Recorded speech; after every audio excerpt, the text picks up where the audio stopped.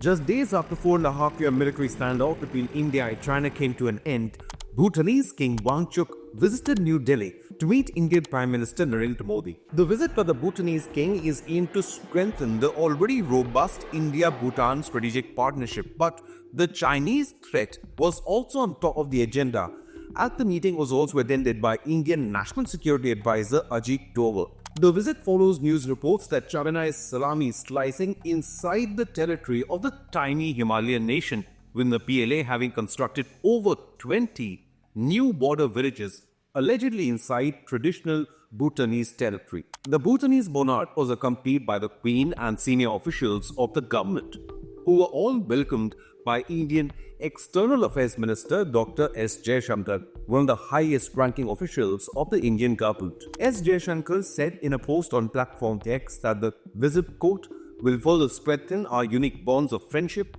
assuring India's support for the defense and development goals of Bhutan. Bhutan has been the victim of aggressive Chinese border encroachment aimed to pressurize Thimphu into conceding the strategic Doklam Plateau, which overlooks the narrow Siliguri corridor or Chicken's Neck, connecting mainland India to its 7 northeastern states. India just cannot allow that to happen, and in 2017, Indian Army confronted Chinese PLA's illegal road construction in Bhutanese territory, which led to a 74-day-long standoff. PM Modi's talks with the Bhutanese monarch are sure to have focused on dealing with the Chinese pressure tactics, as well as enhancing overall bilateral cooperation in diverse areas, in what New Delhi termed as an exemplary India-Bhutan partnership. He wrote on platform X, quote, delighted to welcome Their Majesties the King and Queen of Bhutan to India. I admired His Majesty Wangchuk's vision for Bhutan's progress and regional development, unquote.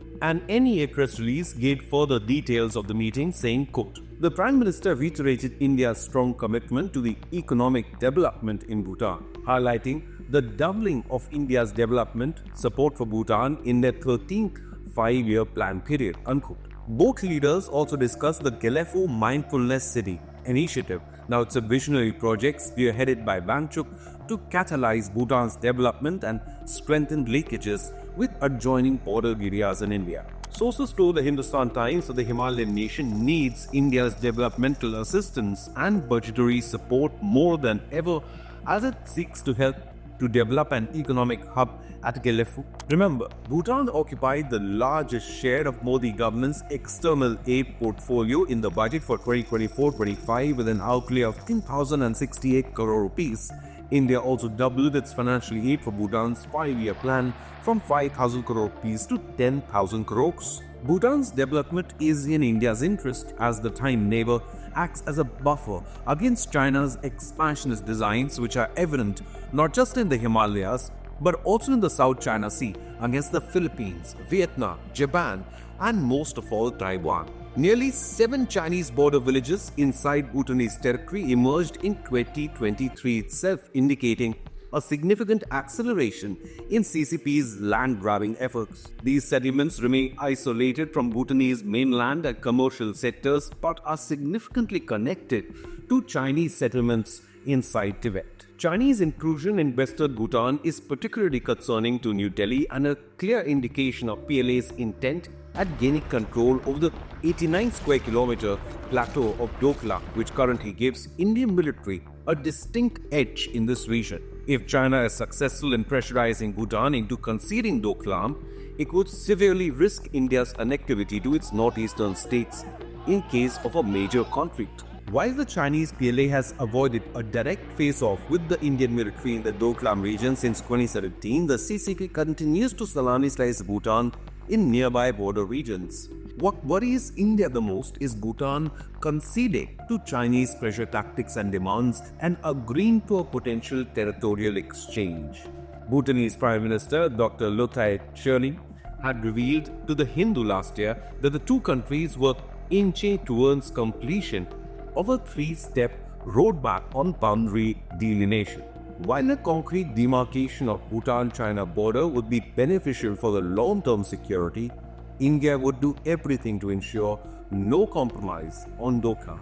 King Wangchuk's visit to meet Prime Minister Modi indicates that Bhutan and India would collectively chart out the best course of action to deal with this moral threat. So some might ask, why is India getting involved in China-Bhutan border tensions?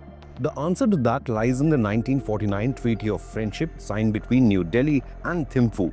Under that treaty, Bhutan saw its sovereignty and security guaranteed by India, while in turn New Delhi would guide Bhutan's foreign policy. Bhutan became a protected state, while the two nations also agreed on free trade and extradition treaties. That treaty was modified in 2007, which gave Bhutan complete independence in its foreign affairs while also removing restrictions on any arms imports by Thimphu. However, India continues to remain the security provider for the tiny Himalayan kingdom. While India continues to guarantee Bhutan's security under a mutual defense pact, how long do you think Bhutan can resist Chinese bully? Leave a comment with your opinion, hit the like button and subscribe to InConnect News.